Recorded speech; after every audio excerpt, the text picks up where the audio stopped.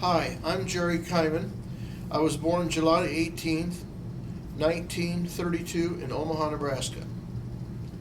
My parents were both born in Omaha, Robert Kaiman and my mother Bernice Kaiman were both born in Omaha. My mother went to Tech High, and then my dad just went through in Omaha through the 8th grade.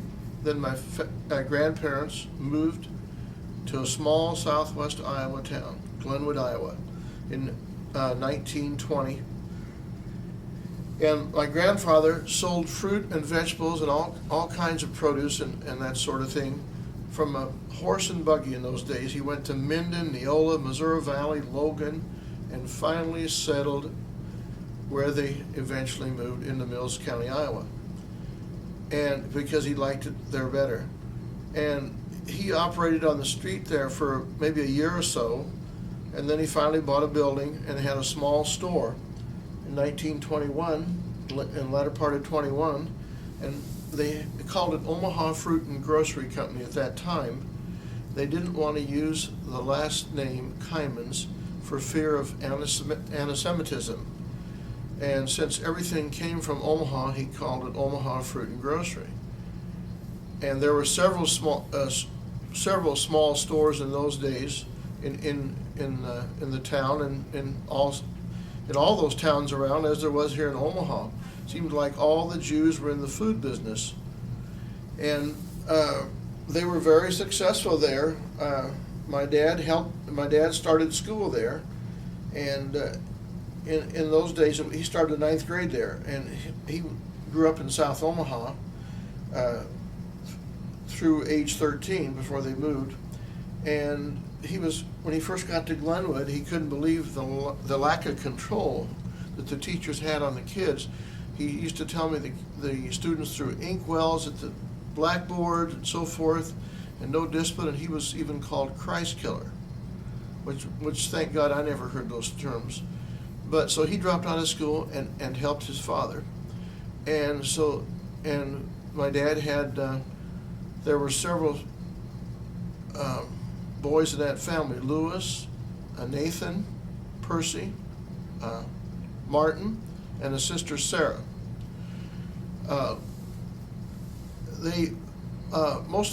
Several of them went to the University of Iowa. My Aunt Sarah became a doctor. Graduated Iowa with Niall Kennick, the famous Heisman Trophy winner from Omaha. And I remember going to her graduation. I was only 6 or 7 years old, and I liked football then. Even someone said, "Jerry, there's Niall Kennick," and as he was receiving his diploma in the old Iowa field house in those days. And then they had twin boys, and they weren't this bright, and they weren't the sharpest, and so they struggled. And Lewis went to Iowa, but later came back into the grocery store. He graduated Iowa. And then Nathan, my uncle Nathan, went to Iowa and became an engineer, electrical engineer. And he couldn't get a job upon graduating Iowa, even though he was valedictorian at the University of Iowa. In fact, my grandmother Kaiman, I can still hear her today saying, "My Nochem is the smartest one in the entire University of Iowa. Number one, my Nochem." I can still hear her saying that. And he was brilliant. In fact, I had the first playhouse in Glenwood with electric lights. He put it in when he just graduated Iowa. I had light. No, the kids couldn't believe that I had a playhouse with electricity in it. And so Nathan finally got on with a man named Keith. Last name was Keith, Keith, electrical engineering company out of Des Moines. And he loved my Uncle Nathan, and he had it so when he got out of the business, it would pass on to Nathan.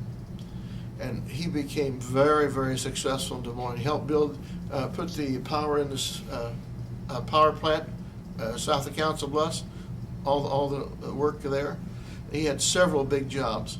And he and his wife, whose same name as my wife, Sylvia Friedman, Davenport, Iowa girl who he met at Iowa City, they retired to California, but not for very long, because she became ill with cancer, and then a few years later, Nathan became ill with cancer, and they're both gone. And Sarah was a doctor in Denver, Colorado, a very successful doctor, and also decided to study law. Went to law school at night and got her law degree from what university? Denver University. And now Sarah's retired. Of course, she's must be 91. She's 91. 91, living in California. And we don't have too much contact, I'm sorry to say. I don't know why, but there just isn't. But she certainly was very successful. And Lewis was in the business with my father after our grandfather died. They took, well, my dad was in the store anyway. Then Lewis went to the Army in World War II, and then and he worked in the store prior to that. And then coming out of the Army in 1945, my grandfather Kaiman retired, and he and my dad took over the store and ran the store. Then my father got pancreatic cancer and died in May 1st of 1966, or no, 1967, May 1st of 1967. And my brother and I were working in the store, and we took over our dad's half, and then our uncle sold his half to us at January 1, 1976. And then we expanded the store a few times to make it what it is today.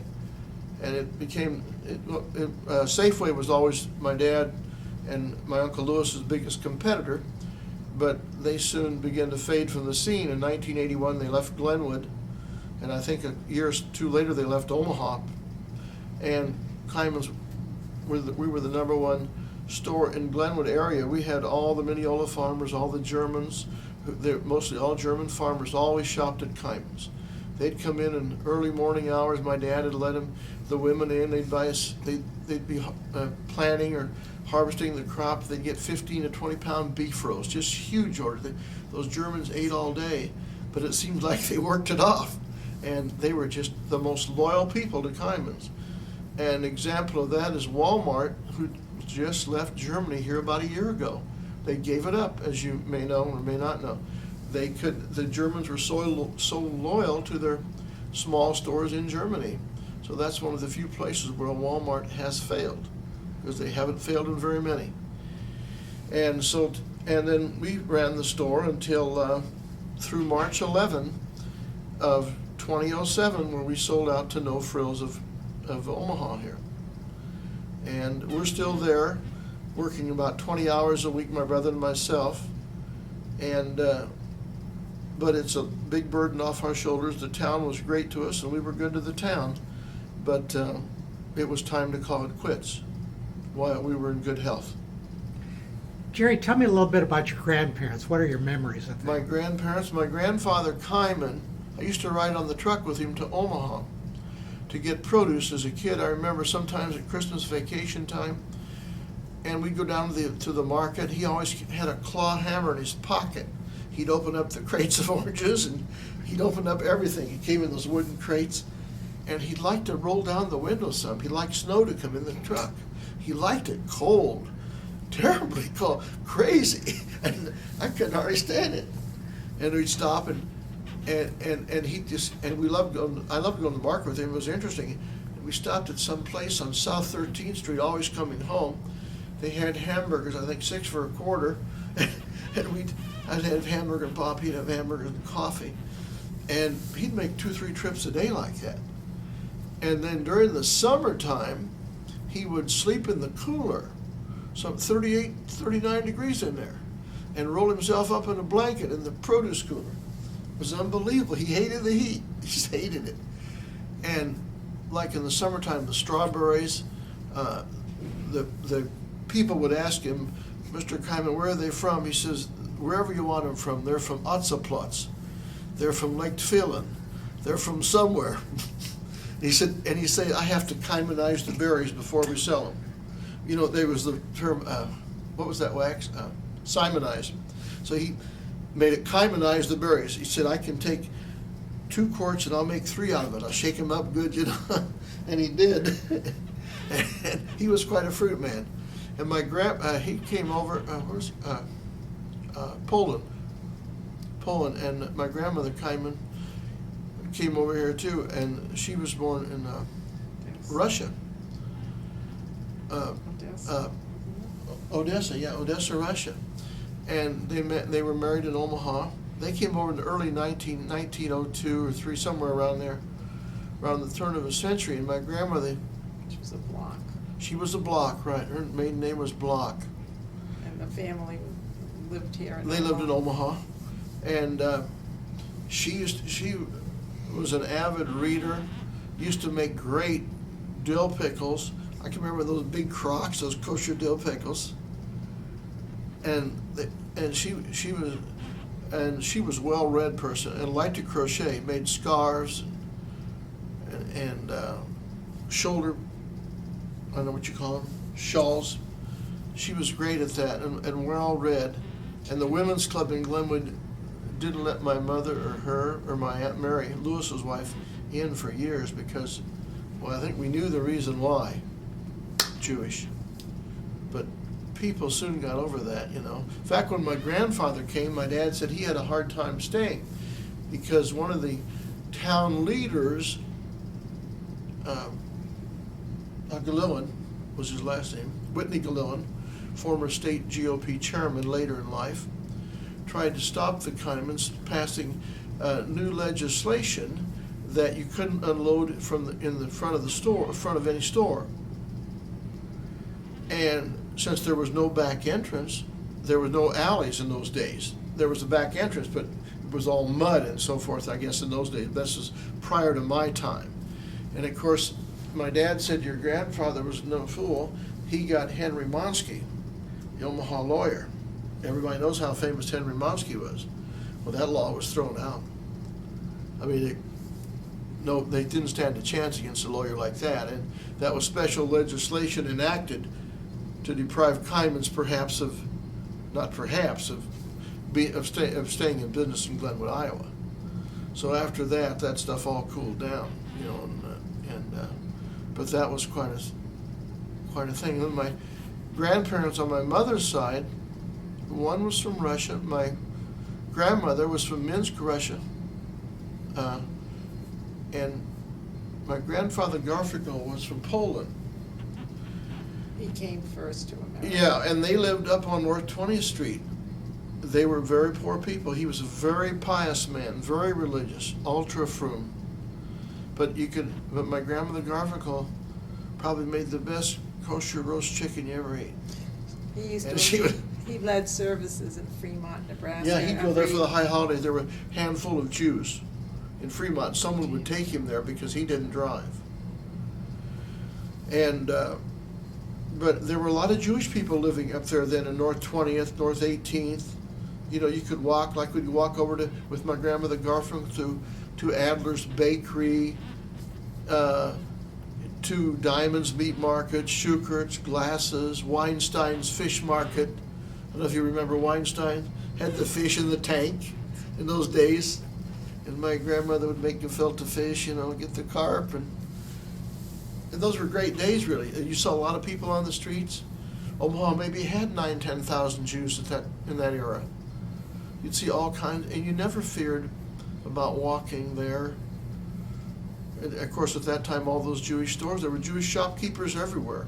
The Garfinkels didn't have any car or anything, so they never came to Glenwood. No, they never were able to come. So the family on Sundays always came. My dad- I wasn't here at the time, but I've heard that they But would my always dad- go on Sundays. Yeah, to the Garfinkels and listen to Jack Benny and Fred Allen and all those, And you then know, they Greg would- Gildersleeve. And Jerry's grandmother would always have the chicken fat ready for his mother Schmaltz. to take back to Glenwood. And we thought that, you know, I'd come home from school and I liked it better than butter. And I would smear that on the bread. God, how unhealthy that was. Terrible. Well, what brought the Kaimans to this part of the country to begin with? Did they have some relatives here? I don't think so. They just, I don't know how they wound up here. They all started to come. There was a They whole. started to come. I don't know. My grandmother Garfinkel landed She was, in Galveston, Texas. the Kaimans came to New York. You know, there were some Jews who went, and why I don't know, but the Kaimans didn't, through New York. Jerry, tell me what it was like growing up in Glenwood. Well, I never encountered too much trouble, but, well, I didn't really encounter any trouble, but I always, you didn't want to ask a girl out for a date being Jewish, but in those days, like it is today, there's so much intermarriage, but in those days, you didn't even, I just was hesitant to do that. And, you felt uncomfortable. I felt uncomfortable at times because when I was going to grade school in the 7th and 8th grade, they'd have a minister in every Wednesday morning. And they would, it was as a Christian town, of course, and they'd have like a 20 to 30 minute Bible class, which wouldn't be allowed today and shouldn't have been allowed then. But it just made me more, it wasn't about to convert me because I was always proud to be Jewish. I'm very strong-willed. I'm not an ultra-religious person, but I'm a Jew and I'm proud to be a Jew. And I just had nothing to do with that, And my dad didn't like that kind of stuff going on in the schools, but being a merchant, he couldn't say too much because then you could have a reaction that affect you right in the wallet. Possible. But anyway, they finally did away with that garbage, and in fact, I got a record in football. It's I was the only Jew to win 3 letters in Glenwood football, but not too many of us played outside of Jerry Seierf.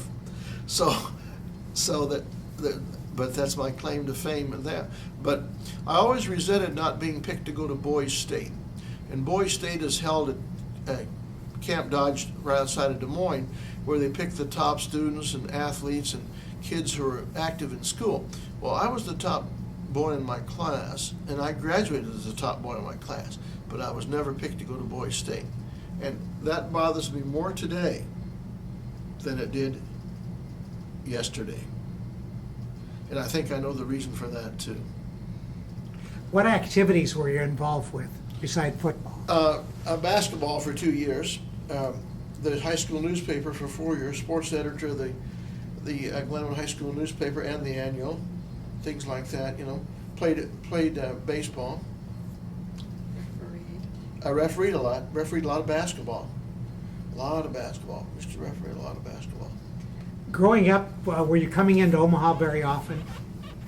Not very. I didn't even have Hebrew lessons. I wasn't bar mitzvah. His grandfather, Garfinkel, Wanted me to. and he took him to Cheder, at to the old Jewish Community Center across from Central High. But it didn't work. They would do it in the summertime, and then in the fall and winter, it wasn't easy to get to Omaha. For And rides since and both his parents did work in the store, his mother worked in the store. Especially during the war years, they were short of help. So that just kind of went by and didn't have. His father had a bar mitzvah. Oh, yeah. They lived in South Omaha when they before they moved to. My dad went to the old Lincoln School. And then he got And married. my dad left school in the 9th grade. And Evelyn Cohn, did you know Max Cohn?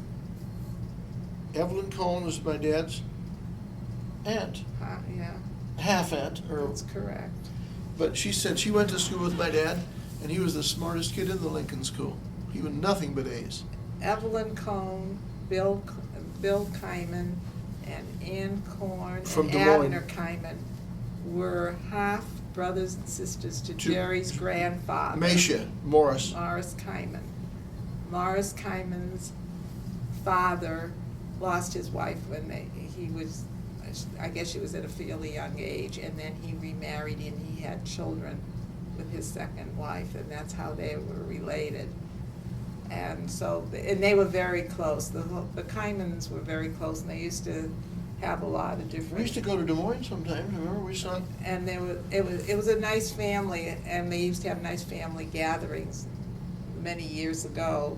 But then, as the years passed, we just didn't have a lot of contact with some of the It's a family shame. members. But that's how. We're not close. But that's how it happened. And then when Jerry went in the service, he met some serviceman. Who knew Sylvia?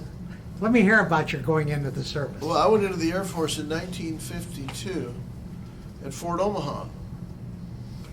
and then went to Texas for basic training, and Lackland Field was so crowded they sent us up to North Texas to Shepherd Air Force Base. What town was that? Oh, Wichita Falls. Then I went to teletype school at Cheyenne, Wyoming. That's where we get the Cheyenne Scottsbluff. And then I went to that's where I met your friend. Yeah, Herbie, we'll call him. Herbie Bernstein. That's correct. Bernstein. That's right, I forgot his name. From the neighborhood. And he showed me a picture of this girl right here. And then I started corresponding. Then when I went overseas to Labrador, then further north to Greenland, I came back to Chicopee Falls, Massachusetts, Westover Air Force Base, near Springfield, Chicopee Falls. Then I thought, well, I'm close. I'm going to go to Boston and see this girl. Why not? A Jewish girl, And very attractive girl. Very. It still is for her age. Thank you, you're very kind. No, it's the truth. And so there it was. There it was. But interesting. So But thanks to him, thanks to this Bernstein boy, and I don't know what became of him. I don't either, because we got married and He was at the wedding. No, he wasn't. No, he wasn't. No, I don't he know. couldn't. We didn't know where he Oh, went. Stan Daner was at the wedding. But The other Air Force guy. Well, when we got married, you were in another place. You don't even know where he was shipped out to. You met him up in No, Cheyenne. I went back to, I went to McCord Air Force Base, Tacoma, Washington. That was after we were married. And then getting back to Francis Warren Air Base in Wyoming, they had a small synagogue there, a brick synagogue. Nice building. I was shocked. There was a synagogue in Cheyenne, Wyoming. Shocked. And they lured there were a lot of Jewish Air Force people there at that time. Several of us. And they lured us to services on Friday nights. The Air Force bus would take you and pick you up. And they had corned beef sandwiches afterwards. And that's why I think we all came. And they had salami on rye. And they had soda pop, potato chips. They had pickles. And it was great. I thought, God, these Wyoming Jews are great to us, And here I didn't even think there were any Jews in Wyoming. I was just stunned by it. Sylvia, what was your first impression when you met Jerry? I thought he was very nice. He was a very warm person. You couldn't help but like him. My family fell in love with him. Everybody fell in love with him. They couldn't. In fact, when my mother had spent some time with him, I didn't know when he was coming, and when he came, and I had a summer job. I was going to Boston University, and I was working in the summer at the university. And so, it was hard for me to take off, and he came on a weekday, and he was gonna just be for the weekend, but he did come on a weekday. And so my mother spent a day and a half with him alone, and he went shopping getting ready for Shabbos, because we were very Orthodox, and getting ready for Shabbat was a very special time. And so he went to the meat market, to the fish market, because in Boston you just went to all the Jewish stores, 24th Street when I and was to the young. kosher bakery. And so they had great conversations, and I think she learned more about him that one day than I learned all weekend, because we didn't discuss a lot of things. He talked about his family and his grandparents, and of course my mother wanted to know more about his Jewish life, since I was also going to Hebrew Teachers College, and I had a completely different background, but my parents felt such a feeling for him that they said that didn't matter because he was such a good Jewish boy. And anyhow, so a year passed. We didn't, that weekend, I think we really did fall in love immediately, but we corresponded, and then the following year it was my time to come to Glenwood. Well, that was a culture Tell me shock. about that. That was a culture shock. That was a trip. So my mother went with me on the train. I had never been west. I've just been maybe to Springfield. Springfield. Massachusetts. I don't think Not Illinois. I don't think I had been west of that. No, I hadn't. I was only 17. Was I 18? No, you were 18. I was 18. Yeah, because I was in college. I had graduated high school when I was 16, so I was already in my second year of college. She skipped a grade. So we were on this train. We went to Chicago. We changed in Chicago, and I said to my mother, "What do you see what kind of scenery? She says, I see cows, I see pigs. I had never seen cows. Corn? Corn, I had never seen pigs. That's all you see in Well, anyhow, Iowa. they greeted me, and then we went to Glenwood, and that was really a culture shock. But his family was very warm, and they were very welcoming and so forth. And then, of course, they took me right up to Omaha. We didn't stay in Glenwood very long, and we met Jerry's mother's family and met his grandmother Garfinkel. His grandfather had died when Jerry was in high school, so I had just met, and she was just a very fine woman. She loved my mother, you know, and they were talking Yiddish, and they had a lot in common. And so the family was, of course, very welcoming. And so Jerry's father, my mother told me, or you told me this. Oh, Jerry's father said, if you don't marry that girl, you're crazy. I was told this afterwards. So we did get. So my mother did some talking, and Jerry, of course, asked the permission at that time if he could marry me. Because it's almost 52 years ago. Oh, that was 53 years ago when we got engaged. It'll be 53 years When we in the got engaged, summer. yeah. We'll have our anniversary June 28th. So we did get engaged, and on the way home, when I was traveling with my mother back home, I wondered, did I do the right thing or not? I'm looking back at the cows and the pigs and wondering, here I am. But you coming saw a from- kosher packing house there. Yes, that was in. That was huge in Glenwood at that time. But The Sheikhs then- would come from Omaha. But I still had time to back out because I was only engaged. I wasn't married yet. But then I went on to finish. And Jerry went back to the service, and then the following At year, Tacoma, Washington, the or following south of year, Seattle. we got married in Boston. And then Jerry had a few more months of the service left, and then I moved to Glenwood. And when I moved to Glenwood, everybody wondered, how is she going to do it? How is she going to keep a kosher home? What is she going She to still do? keeps kosher. And so we would go every weekend and get our meat and our bread and so forth and all that. It wasn't an effort, but I wasn't treated very nicely in Glenwood at first. They looked at me, well, here's this, I think they never said it, but here's this Jewish girl from Boston, you know, here. They must have thought that I was really something very different.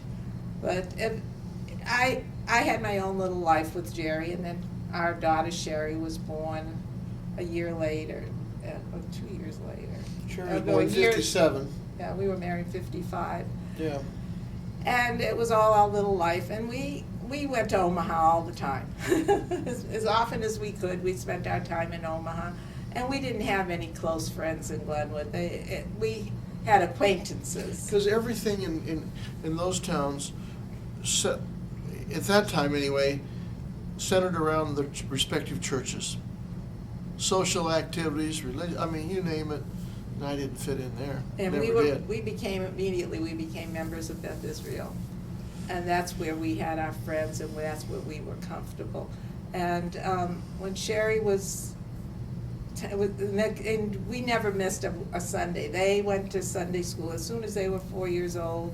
They had the best attendance. They attended all the service. We went Friday nights to service. We always try to be at Beth Israel. And then we realized, and Jerry said, we can't live here. I suffered. He said I didn't suffer, but this isn't the right kind of Especially life for that girls. I want for our children. So we moved to Omaha, and Jerry did the commuting, which wasn't easy at the time because there wasn't even an interstate then.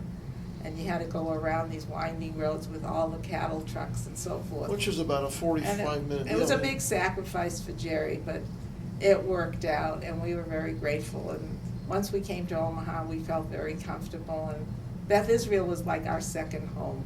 We were there all the time. Rabbi Nadoff was so warm, too. And- Oh, what a good guy. And that. What a good guy. And from then on, our daughters did very nicely, and they both graduated Wisconsin. Sherry went into politics. She worked is still working in Washington D.C. and she has worked works in in the Senate. In the Senate. Beth was a journalism major, and at the present time, she is an editor at the Seattle Times.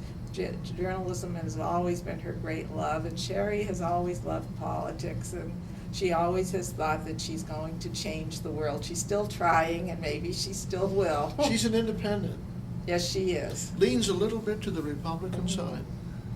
No, but she's. I'm not far right. I mean, But like she the has Northeast- always been an independent, but Yeah. she really talks more about the Democrats, and sometimes she gets disgusted with them.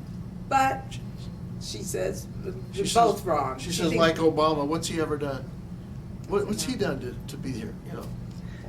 Sylvia, tell me about your parents. My parents came from Europe. They were both, in fact, they were both born, they lived near each other but never knew each other.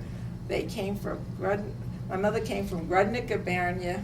My father came from Volkovisk. It was really kind of on the borderline. With Poland? Volkovisk now does not exist at all. The whole town was exterminated completely in the Holocaust. My mother came over with her two sisters. Some of the family members came before. Her father was killed in the First World War, and her mother was left with 8 children. One of her brothers was in the army. The oldest brother came over first. There were 8 children, as I said. My Uncle Morris was the oldest. He came over. Then 2 sisters came, and that's how. And then they started a home, and then then my grandmother came with her 2 sons who had been married in Europe, and they came with their families, and they had to go to Canada because they somehow could not come to the United States because there weren't sponsors, and you had to have a sponsor at that time. Then my mother and her 2 sisters, they were the youngest, the family, they came over, and they were considered domestics. That was the only way they could come. And we had a very wealthy cousin, and he was their sponsor as long as they were domestics. And we had an interesting life. We all lived together. First of all, my grandmother lived with her daughters. My mother got married. She was younger, so the others hadn't gotten married till later. So they had lived with my grandmother. Then my grandmother had become very ill. My grandmother was a Shomer Shabbos. And our home was very, very Orthodox. When we say Orthodox, we didn't put lights on Shabbos, and there was no cooking. The refrigerator light had to be unscrewed. Even the toilet paper, it had to be special toilet paper for Shabbos.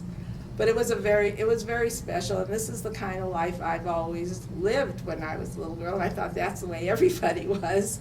And then my grandmother became quite ill, and she lived with us for 12 years, and my mother took care of her. She lost both her. She had both legs amputated. She became blind. She was paralyzed. She couldn't speak, but my father and mother carried her in their arms.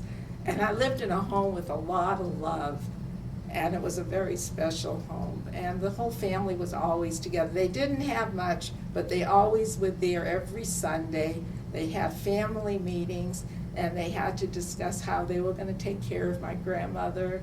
But I still remember the happy times, like on Shabbos when we had dinner, and we would sing Zmiros, which is the Shabbos songs, and going to shul in the morning. And then when I was a little girl, I couldn't speak English. I only spoke Jewish because my grandmother lived with us, and she did not understand English, so we all spoke English. My parents could speak English and Yiddish, but in the home, we all had to speak Yiddish.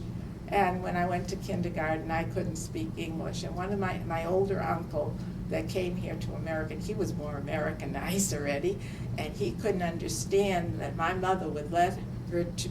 I also had a brother who was 5 years older than me. Was that Dave? My brother was that Dave Morris. Or Morris? My brother didn't speak English either when he went to school. He couldn't understand it. How can you let your children go to school and not speak English? He says, don't worry, they won't even know how to speak Yiddish someday. And she was correct. I can converse some, but not like I used to. I understand every word of Yiddish. I can read Yiddish also. And then I went to Hebrew school. I went to Hebrew college. It was all about Yiddishkeit and to study Hebrew. It was very important. My mother and father didn't have the education, but they wanted to make sure that both their children were very educated. and they wanted, and culture was very important to them, beautiful music. We had all the records. I took piano lessons. I had to go to the symphony. I had to go, my mother made sure that I was exposed to everything. She thought it was very important because she wasn't able to have all those things when she came to America. And so my mother died of cancer. She died when she was 70, and my father died a few years later, and we were very close. When I first came to Glenwood, my mother wrote to me every day a Yiddish letter, and I used to wait for that letter. I couldn't write back in Yiddish, but she never wanted me to forget Yiddish. She thought, once you got to Glenwood, you'll never hear a word of Yiddish, so let me write you in Yiddish. And I looked forward to those letters so very much that the mailman from Glenwood used to see me at the door waiting. You had the same mailman all the time in those days. He used to see me waiting for that letter. And because at those times you didn't have phone, of course you didn't have email like you do now. You had a phone, but it was so expensive. You called once a week, and you would just say just a few words and just wanted to hear the voice. So letters were very important that time. And I only saw my parents like once a year because it was so expensive to travel. So they came to us once a year, and then we started to travel to Boston with the children. So I think I covered that about my parents. What kind of work did your father do? My father was a salesman. My father sold Hobart, so. he sold hotel supplies. He was a salesman all up till his death. He was a very good salesman, and during the war he lost the line that he was selling. He was selling like aluminum pots and pans. My father was such a proud man that when he was looking for a job, he would leave we never knew that he was unemployed for some time during the war. He'd leave every day in the morning with his suit and his hat and his leather briefcase. We always thought he was going to work. I never knew as a child that he was looking for a job. And then none of the neighbors knew. My parents were very proud people, and they were very well respected. And the synagogue was very important. They were in Workman's Circle. They were in J&F was a big thing for them. Jewish National Fund. They used to go. There was a thing in Boston where you went to the Jewish cemeteries on holidays, and you would stand with the pushki, and you would collect the money from the people. And thousands of people would come on Sundays before the holidays, and my parents and some of their friends from the Zionist organization would stand at each entrance of these cemeteries, and they would collect these boxes. And then that was Sunday. On Monday they'd have these papers from the bank, these rolled paper, and they'd be rolling the pennies and the dimes and the nickels. It was quite a job, but they were so dedicated, and they would be selling the trees and buying the trees, and they received many honors from J&F, and they had big dinners where they were always presented with many awards. But J&F was a big thing in our house, and my mother was one of the founders of the Pioneer Women's Organization in Boston. I think it's called MEET now, I'm not sure. I'm a life member, but I should know the name. But I really don't know the new name. I still go back. Was it Cardinal Cushing? It goes by Pioneer Women, and my mother was a Hadassah member and a big worker for sisterhood. She used to cook and make all the meals, and it was just, this was our life at home. It was Israel, Shabbat. It was all about Jewish life, and I didn't know any other way. Wasn't Cardinal Cushing at some of those dinners in those days? He might have been honored at one of the dinners. Yeah, I think so, yeah. They had gone to many dinners, but I don't know. I think I remember We might even have a picture of in the them. Boston Jewish paper. Did you have sisters and brothers? I have a brother, and my brother was an accountant with the IRS. Mm-hmm. He lives in he's retired. He lives in Pittsfield, Massachusetts. He's married and has 3 children. And he was very close with his parents. We were a very close family. There was never any arguments. As a kids, growing up, my brother was the older brother, and I'd always be a nuisance and always want to know who he was going out with or things like that. But we it was such a close-knit family. And then when my brother moved to Pittsfield, that seemed even kind of distant too, but. It's 140 miles west of Boston. But, you know, everybody lived near each other at that time. But, and I'm still very close with my brother, and we always made family decisions together. And my brother was such a good son in many ways. And after my mother had passed away, my brother came at least once a month, and sometimes more often, spent a weekend with my father. It was very nice of his wife, Edie, to let him go like that. And he would go with him, have Friday night dinner, Shabbat dinner, be with him to go to shul on Shabbos, and Shabbos evening to do Ma'ariv and Havdalah, and help him on Sunday get some groceries and so forth, and whatever his needs were. So, and then he would go back home. And I don't think he'll ever be sorry for what he did. And he spent a lot of time with his father. They really got, the closeness that they had for that short time was really very special. And it made me feel good living in Omaha, knowing that my father had that with my brother. And I used to go more often after my mother had passed away to be with my father, and I'd spend a week or two with him too, about 2-3 times a year. And her parents would come here sometimes for the Jewish holidays. They did almost, when Yeah. we moved to Omaha, my parents came for Rosh Hashanah, Yom Kippur, and they would walk from our house to shul. And then one year, we had an ice storm. And it was on Yom Kippur, and all the lights were out. And my parents walked on the ice to Beth Israel, and we drove. That was Michelle. And coming back, we kept going very slowly because there were no lights, and we had the car lights, so we would try to light up the way for them to walk home. And that was a long walk, and there were hills and so forth, but they would not ride. They had to. And the Nadovs had them over to the house of. Yeah, the times, Rabbi Nadov showed them so much respect and had them over for dinner and to the sukkah. And they were very special. Rabbi Nadov, as you all know, was a very special person. But he felt very close to my parents, and my father felt so good. And Mr. Bittner, who was the shamus at the time at Beth Israel, my father was a Kohen. In fact, I am a daughter of Kohanim. My mother was a Kohen, and my father was a Kohen. So I'm kind of special in many ways. And so my father always would have the first aliyah.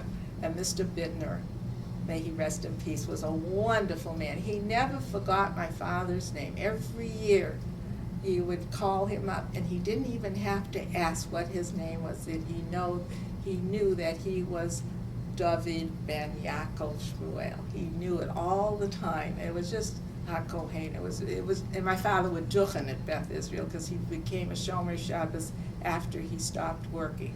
He would never duchen while he was working because he weren't supposed to, but then he became Shomer Shabbos, so he used to duchen at Beth Israel.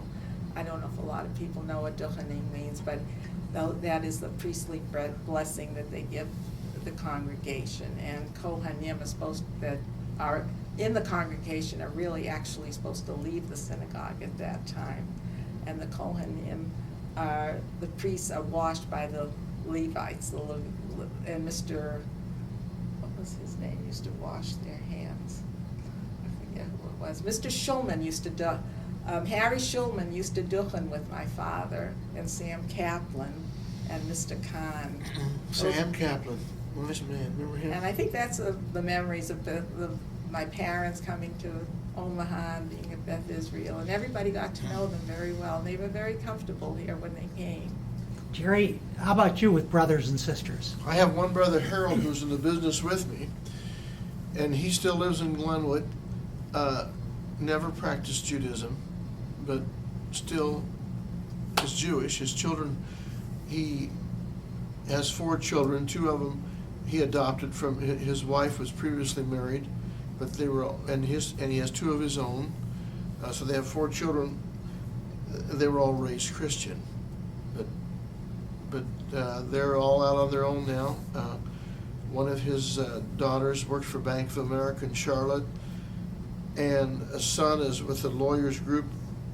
And he's a lawyer, but he doesn't practice. He recruits lawyers for a group based in Chicago, and then he has a daughter who's a principal at Villisca, Iowa, and another son who works for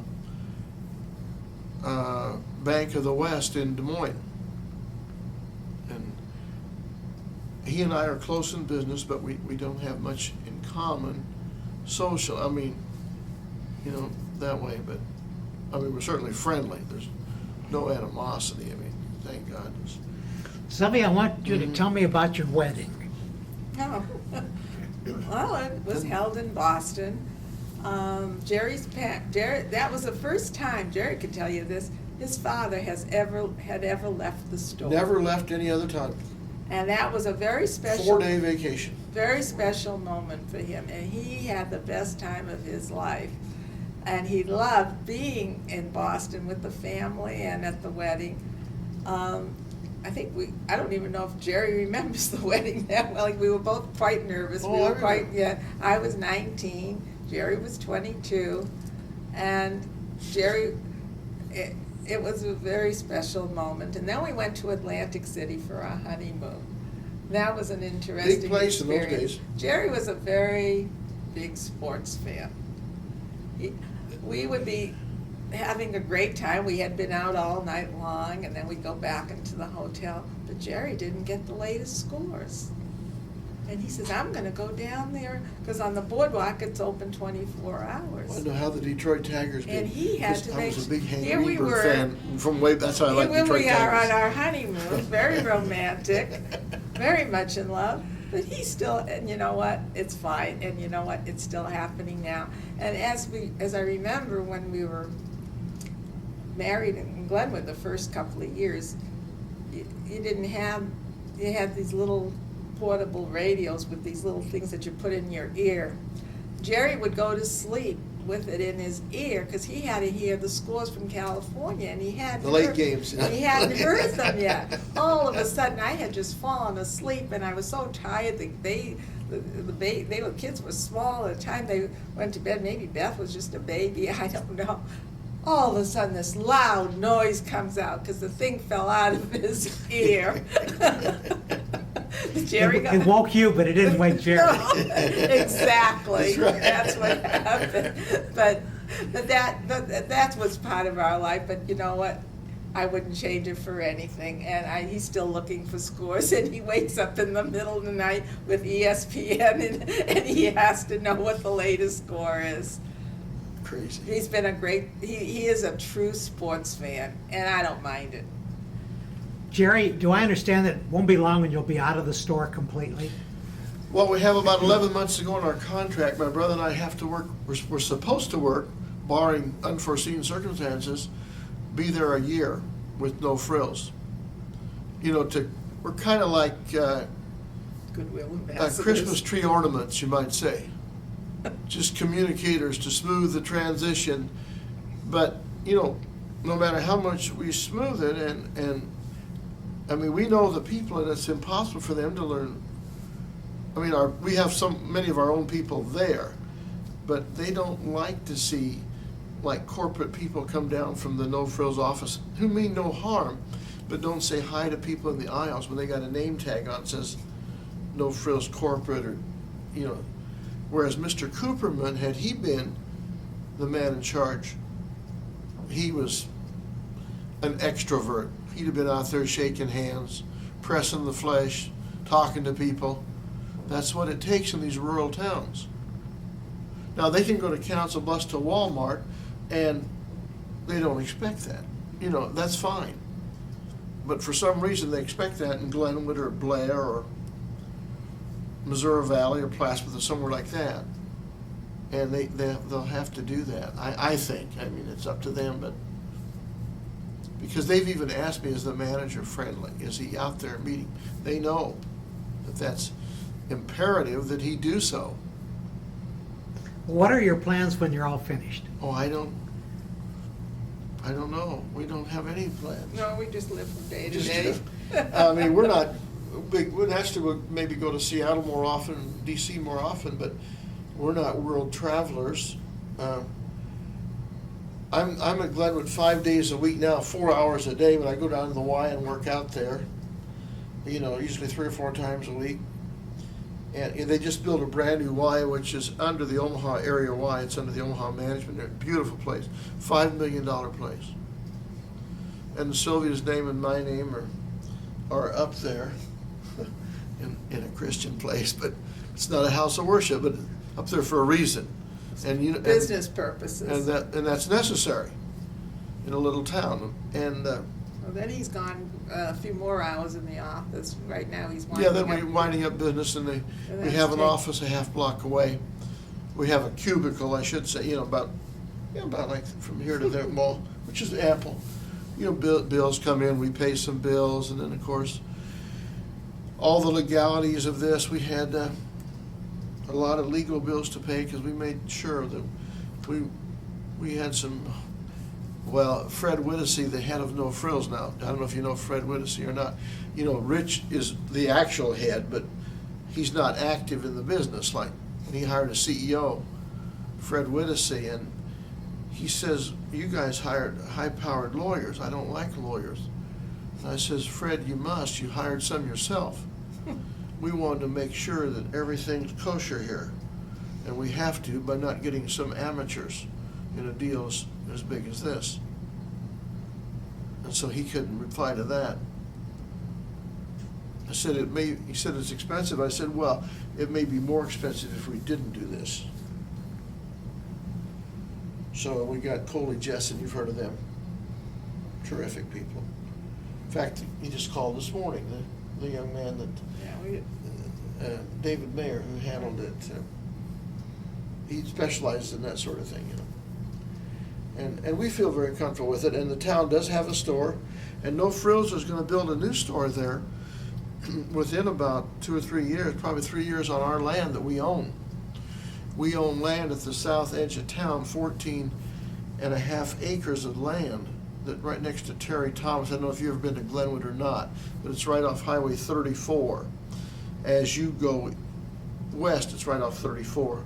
It's now been incorporated into the Glenwood city limits, and that was the last piece of ground available that's really good. And my brother Harold didn't want to buy that ground. We bought it back in '84, and at that time there was talk of maybe Hy-Vee coming in, or Fairway, or somebody.